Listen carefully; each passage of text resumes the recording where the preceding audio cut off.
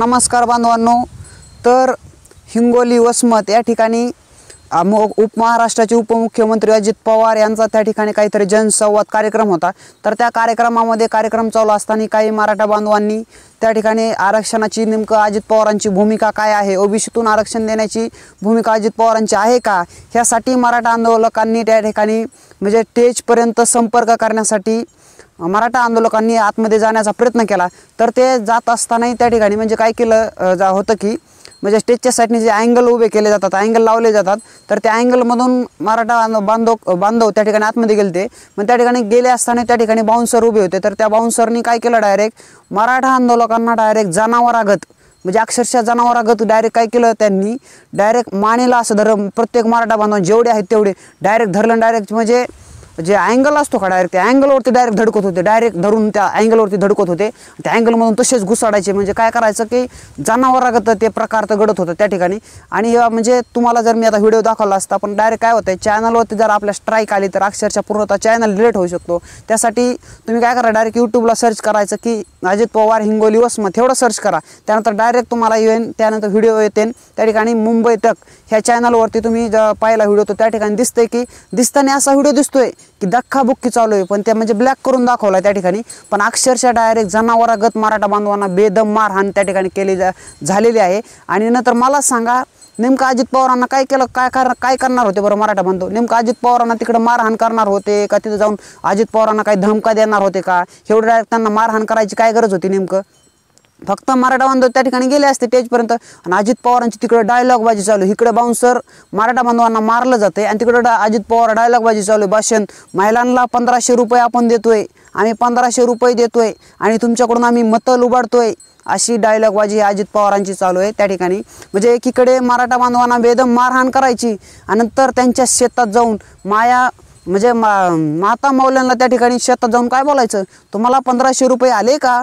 तुमच्याला आता 3000 रुपये पडणार आहेत, तुम्हाला पडले का कसे? तुमच्या आता शेतामध्ये काय काय काम चालू आहे? मला सांगा, जर हे अजित पवार त्यांच्या स्वतःच्या कार्यकर्त्याची जर इज्जत करत नसेल, ते जनतेची काय इज्जत करणार आहे? तर डायरेक्ट त्यांच्या स्वतःच्या कार्यकर्त्याला काय बोलतात माहिती का, जर स्वतःच्या कार्यकर्त्यांनी घोषणा दिल्या ना अजित पवार विजय असो असं जर बोलले का, नंतर हे गप मारा नालायकांनो, हे शांत बस, असं डायरेक्ट गुरमीत अजित पवार त्या कार्यकर्त्यांचा पूर्णतः अपमान करतात। त्यानंतर त्या शेतात गेले ना, त्या ठिकाणी मागचा व्हिडिओ तुम्ही आला असताना तुमच्यापर्यंत, शेतात जायचे नौटंकी चालू आहे अजित पवारांची। त्या ठिकाणी शेतात जाऊन काय करतात अजित पवार, म्हणजे त्यावेळेस काय करतात मीडियावाले लोक, त्यांचे कार्यकर्ते अजित पवारांच्या पाठीमागे होते, मग ते चालत होते शेतातून, लगेच कसं करतात, हे नीट चाला रे नालायकांनो, बावळटांनो, नीट चाला, म्हणजे अशी गुरमी कार्यकर्त्यांवरती मीडियावरती त्या दाखवत आहेत। म्हणजे आता मला सांगा, सोप्या भाषेतही अजित पवार सांगू शकले असते ना, त्या ठिकाणी म्हणले जरी असते ना, भावांनो दमानी चाला बाबा, शेतामधील झाडं मोडू शकतात, असं काही होऊ शकतं, पिकांचं नुकसान होऊ शकतं, असंही शब्दात सोप्या शब्दात अजित पवार बोलू शकले असते, पण तसं नाही, गुरुमी दाखवायची, आपल्याकडे घमंड आहे, असा प्रकार आहे अजित पवारांचा आहे। आणि त्यानंतर स्टेजवरती त्या सभाच्या त्या ठिकाणी स्टेजवरती पुन्हा दुसरे काही मराठा बांधव त्या ठिकाणी गेले, तर अजित पवारांनी त्या ठिकाणी गुरुमी काय दाखवली, हा कळतंय हां, चला तुला दाखवतो काय, तुझ्या घरी येऊन तुला आरक्षणाचं दाखवतो, जेवायला येतो तुझ्या घरी, मी तुला दाखवतो काय ते आरक्षणाचं, मी पण मराठ्यांच्या पोटी जन्माला आलोय, मला माहिती आहे मराठ्यांचं काय आहे ती, आरक्षणाचं मला चांगलं कळतं, असं अजित पवार बोलले। मला सांगा, खरंच अजित पवारांनी जर मराठ्यांच्या पोटी जन्म घेतला असताना अजित पवार असं बोललेच नसते की जे मुंबईकडे येण्याची भाषा करताय त्यांच्यावरती आम्ही कारवाई करू, असा अजित पवारांच्या तोंडातून शब्दच आला नसता। त्यानंतर जे माता मौल्यावरती अंतरवली सराटी या ठिकाणी लाठीचार झाला, त्या ठिकाणी अजित पवार धावत गेले असते, पळत गेले असते त्या ठिकाणी, पण नाही गेले, घमंड आहे, गुरमी आहे, असा हा प्रकार आहे अजित पवारांचा आहे। पण महाराष्ट्रामधील जनतेचा मी मनपूर्वक आभार मानतो, कारण लोकसभेला अजित पवारांचा पूर्णतः घमंड माज पद्धतशीर जिरून टाकला, त्याच्याबद्दल सर्व मतदारांचे महाराष्ट्रातील त्यांचे मनपूर्वक आभार मी मनापासून मानतो। कारण असल्या राजकीय नेत्यांची त्यांची चांगली जागा दाखवली पाहिजे। म्हणजे असं नाही आहे की मी शरद पवारांचा गटाचा आहे, ठाकरे गटाचा आहे, कोणाचा आहे, असं अनेक लोक म्हणजे लोकांना मांडूळ तुम्हाला माहीत असेल, गांडूळ तुमच्याकडं काही खेड्यात मांडूळ म्हणतात, काही गांडूळ म्हणतात, मग त्या ज्या गांडुळाला जसे 2 तोंड असतात तसे अनेक लोकांनाही महाराष्ट्रामध्ये अनेक लोकांना 2-2 तोंड आहेत, म्हणजे ते दुही बाजूने बोलत असतात। पण असं आहे की कमीत कमी आपल्या कार्यकर्ते आपल्या पाठीमागं चालतायत, आपल्यासोबत फिरतायत, त्यांची तरी कमीत कमी इज्जत करावी ना. जनतेची तर करणारच नाही तुमची.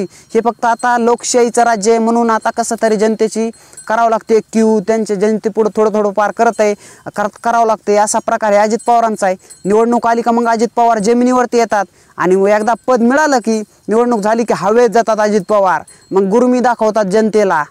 काय तुमची अजित पवार, तुमची पद्धत आहे, तुमचा काय हा घमंड आहे. पण जनतेने चांगल्या प्रकारे लोकसभेला जिरवला, त्याच्याबद्दल काहीच हरकत नाही. कारण असंच घमंड ह्यांचे जिरवले पाहिजेत, त्याशिवाय जागेवरती येणार नाही. त्यानंतर म्हणजे पोटी मी जन्माला घेतला आहे, मला आरक्षणाचं कळतं, अशी गुरमी अजित पवारांनी दाखवली. पण त्यांची गुरमी आम्ही चांगल्या प्रकारे मराठा समाजाने लोकसभेला जिरवली आणि विधानसभेलाही जिरवायची आहे. त्याशिवाय हे अजित पवार जागेवरती येणार नाही. पण मला सांगा, मराठा आंदोलकांनी नेमकं काय करणार होते अजित पवारांना? तिथं स्टेजवरती जाऊन काय त्यांना धमकावणार होते का, काय करणार होते नेमकं अजित पवारांना? त्या ठिकाणी एवढा लगेच मराठा आंदोलकांना मारहाण केली त्या ठिकाणी अक्षरशः. जर शांतपणे जर अजित पवारांनी जर बोलले असते ना की या बांधवांनो तुमचं काय मत आहे ते मला सांगा, असं जर बोलले असते तर तरी जमलं असतं. पण तसं नाही, आपल्याला घमंड दाखवायचं आहे, गुरमी दाखवायची. आणि इकडं आता 3,000 रुपये देऊन त्या ठिकाणी जनतेची मतं लुबाडायचं काम हे अजित पवारांनी केलं आहे. आणि हे अजित पवारांपासून सर्व जनतेने सावध असलं पाहिजे की असं नाही की माझा आणि अजित पवारांचा बांधाला बांध आहे किंवा विरोध आहे, दुश्मन दावा आहे, अशातला काही प्रकार नाही. पण जे काय सत्य गोष्ट आहे, कारण एखादा नेता घमंडी आहे, राजकारणी आहे, पण त्या ठिकाणी लोकशाहीचं राज्य म्हणून तो शांत आहे. नाहीतर अजित पवारांनी चांगल्या प्रकारे घमंड दाखवला असतं, त्यांचा अक्षरशः जनतेवरती अन्याय केला असता खूप प्रमाणामध्ये. पण आता लोकशाहीचं राज्य म्हणून शांत बसावं लागतंय. आता अजित पवार हे तुम्हाला वाटते तसे नाही येतं, त्यांच्यामध्ये खूप गुरमी आहे. त्यांच्याबद्दल म्हणजे जनतेबद्दल बिलकुल आपुलकी नाही, बिलकुल. कारण त्यांच्या बोलण्यावरून कळतं, नुसती फक्त डायलॉगबाजी तेवढी चांगल्या प्रकारे जमते, पण जनतेची वाट लावायला चांगल्या प्रकारे तेवढं जमते, शेतकऱ्याची वाट लावायला चांगल्या प्रकारे जमते. कारण ह्यांच्यावरती आपण एक अगोदरच ऑलरेडी व्हिडिओ बनवलेला आहे, म्हणजे धरणात मुतणारे अजित पवार विधानसभेला चड्डीत मुतणार आहेत, असा आपण एक टायटलचा व्हिडिओ बनवला आहे. ते जर तुम्ही पाहिला नसेल तर तो नक्की पहा. आणि असे अजित पवार. आणि त्यानंतर म्हणजे सर्वात महत्त्वाचं म्हणजे मुद्दा म्हणजे आता मराठा आंदोलक त्या ठिकाणी गेले, हे गोष्ट घडली. पण त्यानंतर मी समज मराठा आंदोलकांची बाजू घेतली, म्हणजे आता मी मराठाच आहे, पण त्यामुळे मी माझं एक घेणं कर्तव्य होतं. त्या ठिकाणी असं नाही की मराठा बांधव लगेच कायद्याचं उल्लंघन करणे किंवा कुठेही जाळपोळ करणे किंवा दगडफेक करणे असं कुणीही घडता कामा नये.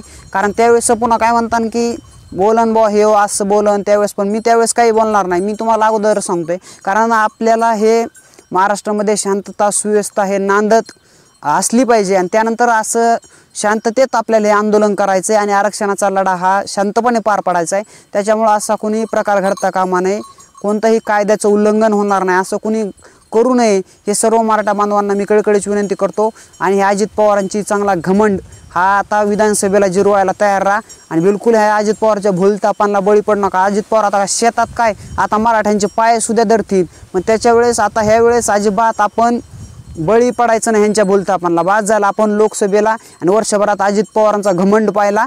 अजिबात कुठेही काही आरक्षण रॅलीत किंवा जरांगे पाटलांना एकदा सुद्धा भेटले नाहीत. अक्षरशः जरांगे पाटलांची किती तब्येत खालवली होती, अक्षरशः म्हणजे एवढं उपोषण त्यांनी केल्यानंतर म्हणजे अक्षरशः पाणी पिले नव्हते, अक्षरशः चालता सुद्धा येत नव्हतं त्यांना. तरी पण अजित पवारांनी कधीच वर्षभरामध्ये कधीच विचारपूस सुद्धा केली नाही जरांगे पाटलांची. आणि त्या ठिकाणी असं म्हणजे मला लाठीचार्ज झाला तरी पण अजित पवार त्या ठिकाणी गेले नाहीत. आणि एवढ्या आरक्षणाच्या लढा झाला एवढा मोठा, तरी पण अजित पवार कुठंच काय बोलले नाहीत. पण आता चांगल्या प्रकारे बोंब बोलतायत, लोकसभेला दणका बसल्यामुळे चांगल्या प्रकारे बोंब बोलतायत की मराठ्यांना आरक्षण मिळालं पाहिजे. आता अजित पवार बोलतील, पण बिलकुल त्यांच्या बोलथापांना बळी पडू नका. अजित पवार आता हे विधानसभेपुरतं बोलतील, त्यानंतर ते गप्प मारणार आहेत, त्यानंतर काहीच बोलणार नाहीत. मराठा आरक्षण त्यांना घेणं देणं नाही, हे तुम्हाला मी कळकळीची सांगतोय, कळकळीची विनंती आहे. बिलकुल हे अजित पवारांच्या भूलथापांना बळी पडू नका, ही सर्वांना शेवटची विनंती करतो. आणि हिंदीच थांबतो. जय हिंद, जय महाराष्ट्र, एक मराठा लाख मराठा.